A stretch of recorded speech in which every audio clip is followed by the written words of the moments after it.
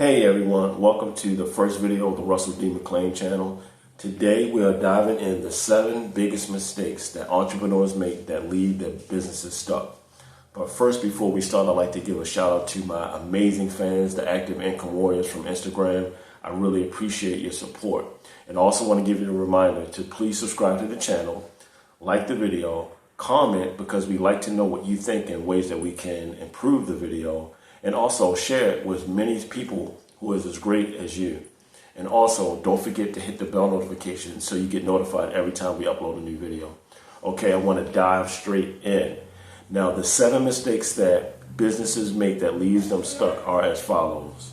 Number 1, failing to gather and analyze customer feedback before making decisions. Now, this is very pivotal. Because when you don't receive feedback, you won't know what to do to move forward, right? When you are doing anything, creating a service or product for the marketplace, you have to start with the standpoint of what does the marketplace want to buy, not what you want to sell. This is so important. As a matter of fact, there's a story of a small company called Bourbon that was an actual check-in app that when they created the app, they thought it would be a great idea to create an app where people can check in at various locations and actually make plans with their friends, and they would actually get points and rewards for doing so, and then they would take pictures of the actual meetups, right? Well, that plan failed, right? Because they failed to do this number 1 thing. But there's more to that story, and we're going to share it at the end, all right? So that was number 1 on the list. Number 2 on the list is neglecting to explore alternative solutions or pivot when faced with challenges, right? Now, I want you to keep that in mind. Whenever you're faced with a challenge and you go on the actual feedback that you get initially and you simply give up, what that is going to do is that's going to stop you from exploring all of the possibilities that could get you to an eventual outcome that will actually give you the desired result. If you actually do not test, and you're going to hear me talk about that a lot on this channel, iteration, in fact, intentional iterations is at the very heart of this channel. And the reason why I speak about that is because just like in my business, as a tattooer, right? I'm a retired professional tattoo artist. I had to make many iterations before I figured out systems that would give me consistent sales in my business, right? And that's exactly what I want you to focus on. It's the iterations that matter the most. So when you fail to actually move and pivot from a challenge to test a different angle or approach, you actually leave a lot of opportunity on the table, which could mean connections with really great people and money. All right. So moving on to number 3, right on the list, relying solely on initial assumptions without testing or validating them, which basically goes back to number 2. If you gain an outcome after you actually run a test, right, your first initial test, and it doesn't give you the feedback that you like, right, and you've only encountered a small sample of people in the marketplace, how could you possibly expect to get to a desired outcome, right, when you don't test enough times? Just like with Thomas Edison, he tested the incandescent light bulb 10,000 times before he figured out a way to make it work, right? So he didn't have 10,000 fails in his mind. He just found 10,000 ways that didn't work, right? And he kept going on, persisting until he found one way that worked, right? So you want to test the assumption, and you're always going to hear me talking about that. And not just people's assumptions, but your own assumptions, the assumptions that are in your mind. Because a lot of times when you do something, it may not work out the way that you planned, and you may not feel like you're qualified to do the thing. And that's not the case. You simply don't have enough data because you haven't tested enough. And remember, it goes back to number 1, gaining the valid feedback from the marketplace. Because you have to make sure that it's something that they initially want or they initially care about before something can work. You can't just go about your ideas and your imaginations and what you will want to happen. You have to go with the market and what they want. So always remember, you sell what the market wants to buy and not what you want to sell. So we have to be testing, right? And this takes us to number 4, which is also important. So you might want to be writing this down because these are all writer downers. Not investing in continued learning and skill development to adapt to changing circumstances. Now, number 4 is so important because, as it says in Proverbs 1:5, a wise man will hear and increase learning, and a man of understanding shall attain unto wise counsels. What this means is you're constantly increasing in learning. And I'm telling you, if you have biases based on culture, sex, or age, you're shooting yourself in the foot. And you're leaving a lot of information on the table, which will actually diminish your understanding and hold you back from wisdom. So even if the person is of a different culture, if they're of a different sex, even if they're younger than you or even older than you, if they are an expert in the very thing that you need information in, just humble yourself and listen. You might learn something. So you should invest, because what you do by investing in someone who is an expert, you buy back your time. You save a lot of time and stress on a thing, right? By standing on the shoulders of giants, you yourself can become one. So remember that. Always invest in the information, because a lot of the times these experts are going to tell you exactly what not to do before they tell you what to do, just like the Bible does. Now, that brings us to number 5 on the list. Ignoring the potential for incremental improvements in products, services, or business processes, right? Now, we definitely want to always be updated. Some of the best companies around, let's say Google, right? Apple, what they're always doing is doing what? Updating the app based on what? Customer feedback. So they're not just doing updates so they can just have a reputation for incremental updates. What they're doing is they're taking the initial feedback from user experience and figure out better ways to improve it. And Google also does this with their advertising platform. I'm certified in Google Ads, right? I'm a media buyer, right? And so my fellow media buyers out there, you guys can relate to this. When we give initial feedback based on campaigns that we actually run, and when they actually give us surveys on how we can improve the experience, they actually update the platform to make it more streamlined and ergonomic for us, right? And that's the same way that we need to approach things when it comes to our processes for our customers and investors and shareholders, right? So we definitely want to be doing that, because we have to be always adapting to the way things are showing up in the marketplace and how people are receiving information in the marketplace.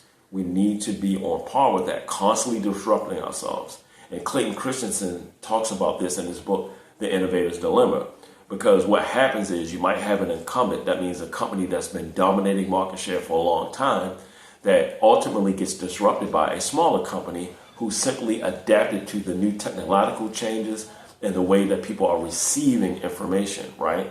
And because they are adaptive, what happens is they outpace and disrupt the older company, right? So we must be changing and always updating. This takes us to number 6 on the list. Succumbing to discouragement or fear of failure without seeking support or mentorship. Now, this takes us back to investing in information and learning. We want to be learning from someone who has been there and is already successful at what we're trying to accomplish. It is always a wise approach, right? Like I said, Proverbs 1:5, a wise man will hear and increase learning, and a man of understanding shall attain unto wise counsels. We definitely want to always be learning more to become better. And like I said, by positioning ourselves to stand on the shoulders of giants, we not only save time, but we also have opportunity to create better connections, and third, to earn more money so that we can provide more resources for our customers and their experiences of our business. Now, this takes us to the last step and one of the most important, which is step number 7. Now, even if you got all 6 right and you neglect to do this number 7, you will lose every time. Here we go. Overlooking the value of resilience and perseverance in navigating entrepreneurial challenges, right? Now that goes back to being able to adapt and test and pivot when we're faced with challenges. We have to understand that there's a principle that exists for all of us. I don't care who you are, what walk of life you're from, what culture, what status you're at. Disruption will always follow your intention. That means whatever you intended to do in the beginning when you start a product or a project, it will ultimately be disrupted. Now, a lot of people, what they do is, like I said, when that disruption shows up, they give up. Now, I'm going to show you guys an illustration at the end of this video. And that illustration is going to explain exactly what you can do to overcome the disruption, right? Because all the disruption does is when we don't understand that, that means we're getting closer to our outcome and we get discouraged, then we lack the energy to proceed. That's why I say being intentional with our testing matters. Because guess what, guys? If we do something and it doesn't work out, that's just feedback. Don't look at it as failure. Look at it as feedback. You say, okay, either this doesn't work and I can test this by going out to the marketplace and conversing and communicating with a large sample, that means a large number of people, and seeing what matters to them and what they care about. And trust me, guys, they will let you know. That's why when we actually start a new idea or project, we can create a waiting list, right? And that waiting list, while we're actually developing and getting the feedback from the market on whether or not it's worth their time and it actually solves a painful problem that they're having, this large number of people, we can take the information that we're getting through surveys via that waiting list, and we can develop the product or service and then eventually launch it. That's why you're going to hear me talking a lot about pre-launches, right? So at the end of this video, there's an illustration that will explain how you can actually change your mindset when the disruption shows up, so you can actually have the energy and the excitement and the anticipation to continue iterating, which will eventually get you to the outcome you desire. Now, I want to get back to the story about the app called Bourbon by Kevin Systrom and Mike Krieger.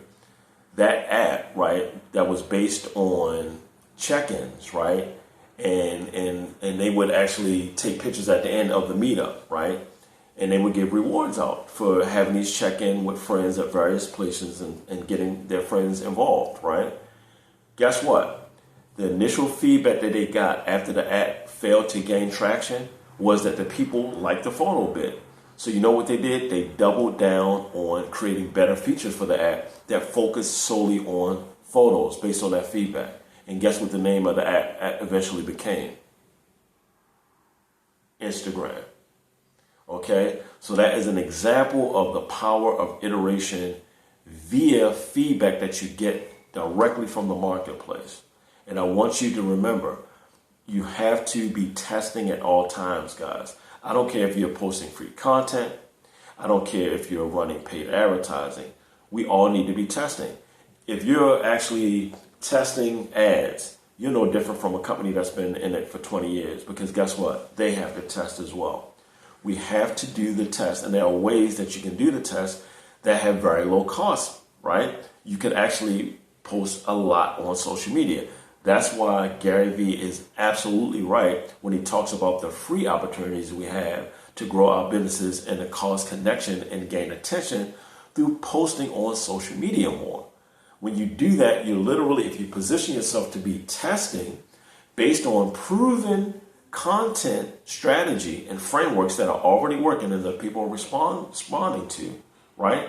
If you do that, you then can use that free content that gained attention. You can use that as paid advertising creative, right? Advertising creatives. So there's always a way to do this. So initially, like I said, guys, when you set out to do a thing and it doesn't work out, the frame that you put around that thing is going to determine how you feel about that thing. And remember, the frame has a positive side and a negative side.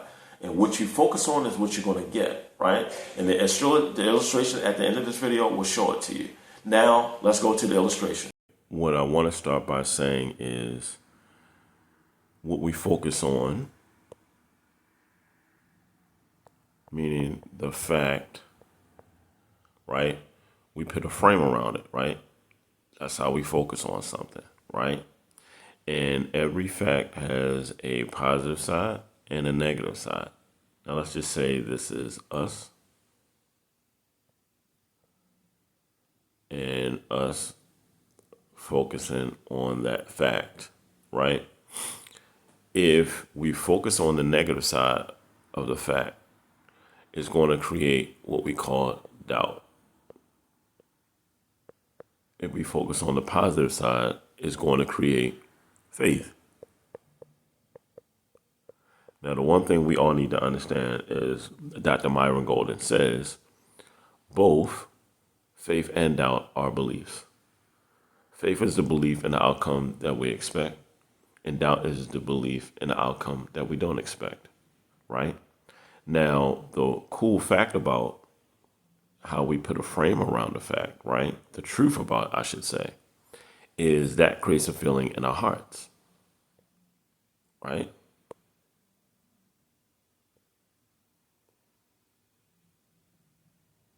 It creates a feeling in our heart, right? And that feeling in our heart creates a function in our hands. If we focus on doubt, which it means the belief in that expectation that we don't desire, right? And result, the outcome that we don't desire, is going to put the function of powerlessness in our hands. Because whether you believe it or not, doing is always a function. So you can do something or nothing, right? So the function of powerlessness, which is doing nothing, being paralyzed by anxiety, because remember, as I said before, fear and anxiety wear the same clothes, but are not the same, right? The anxiety that you create based on the frame that you put around something is all imagined. But here's the powerful thing about that. Whatever story you create about a thing, about a fact, that will actually manifest in your experiential reality. So you get to decide. Isn't that so cool? On what side of the frame that you get to focus on, the positive or the negative. And hence, it will manifest. Why? Because if you have faith going into your heart, that's going to come out of your hand as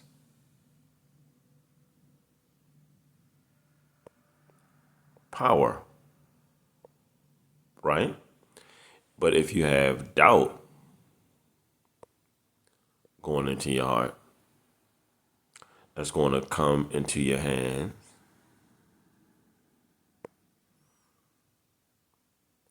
as powerlessness, right?